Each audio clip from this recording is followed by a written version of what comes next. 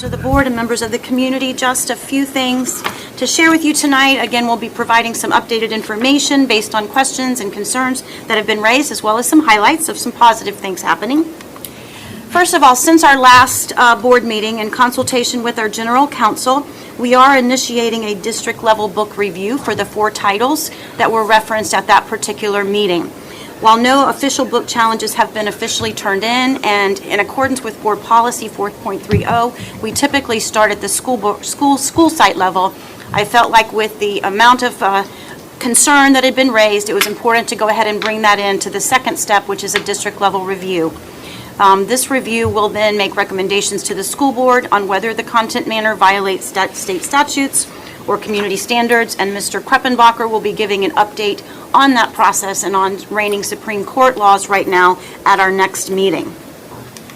We have also initiated an opportunity for parents to make the decision about what types of access they have to books that are currently in our Media Center collections.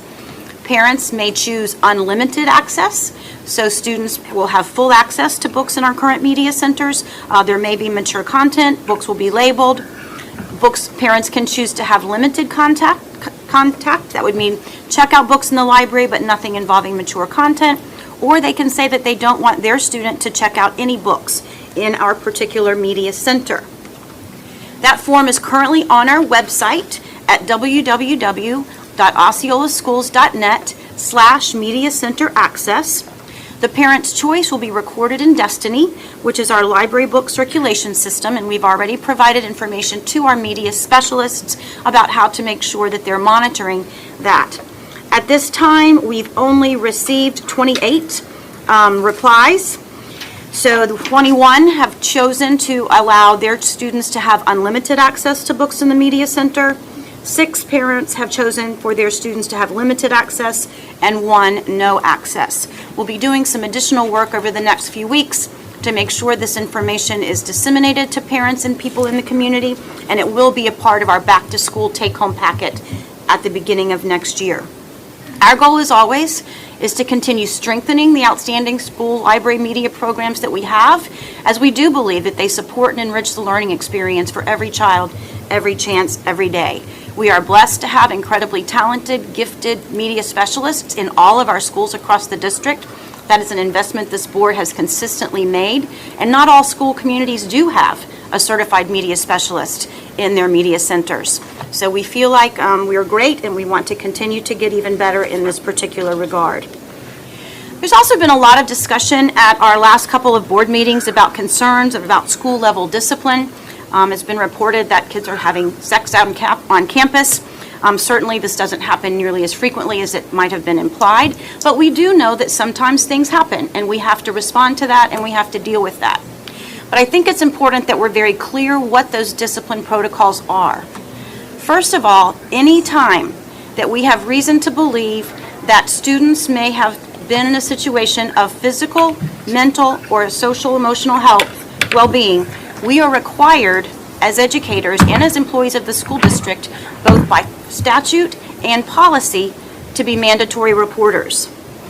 If a case is considered to be child abuse, and an educator or a school district employee has not reported to DCF and law enforcement, they could face third-degree felony charges, or certainly discipline, all the way up to termination, according to our school board policy.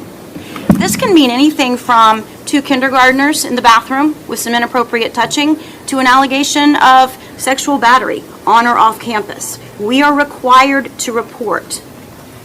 If the event happens off campus, we immediately put safety measures into place, but we have to be very cautious as we move forward and work with DCF and law enforcement to ensure that there's no additional trauma to victims through recurrent interviews and statements and those types of things. So we allow DCF and law enforcement to take the lead. When we can, we work alongside them as those situations are investigated. Also have to remind you that all of our students and staff members have due process rights in accordance with our Student Code of Conduct and the law, the Constitution, which means that they are innocent until proven guilty. They have a chance to know what allegations have been made against them. They have a chance to provide a statement or give their side of the story, and they have a chance to identify potential witnesses for further investigation. So I just wanted to make sure that these procedures are clear to everyone, both in our schools, on the board, and in our community. We have talked before about the fact that we have seen an increase in discipline incidents in our schools this year. Part of that is we have 100% of our students on campus, other than the small portion that are going to Osceola Virtual School, as opposed to the 50% that we started with last year. We've also seen that this is a national trend, and that's one of the things that I'll be convening our district-wide staff to talk about today, as it relates to Goal 5 of our strategic plan, and what additional strategies or proactive measures we want to put into place before the next school year to address these concerns. In addition, we now have our School Board Safety and Security Committee fully formed. These are the 5 recommendations from board members for membership in that committee. Mr. Phelps will be working to schedule the first meeting. Remember, this is a group that will meet at least twice, once now to review discipline data and our student code of conduct, to make recommendations back to the school board as we do on an annual basis, but also then to meet again this summer to see some end of year kinds of things and help us plan for the upcoming school year.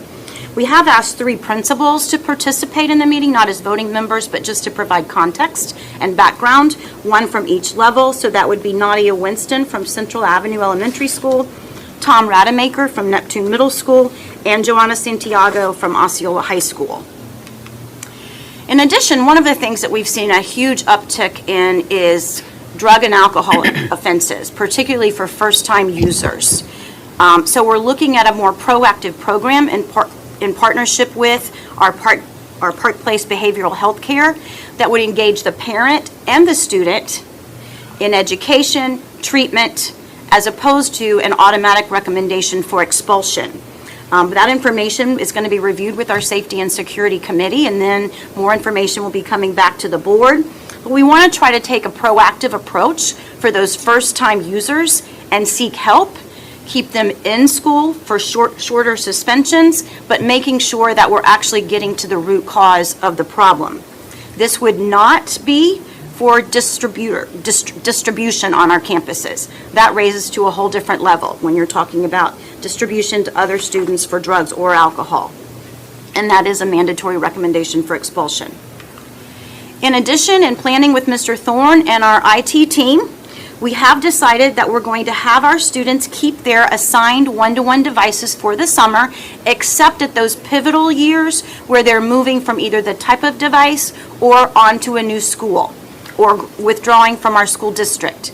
We know that our kindergarten and first grade students have had iPads, so we'll collect those iPads from our first graders at the end of the school year because they'll be getting a laptop in the fall to start to prepare them for more advanced computing and keyboarding. Our 5th grade students who are transitioning to 6th grade, 8th grade transitioning to 9th grade, and then obviously we want to retrieve the devices from our graduating seniors. But this is going to allow students to have their devices to extend their summer learning, participate in summer enrichment contests, as well as then allow us to hit the ground running in August, because the new progress monitoring systems in place by the state must be conducted within the first 30 days of school.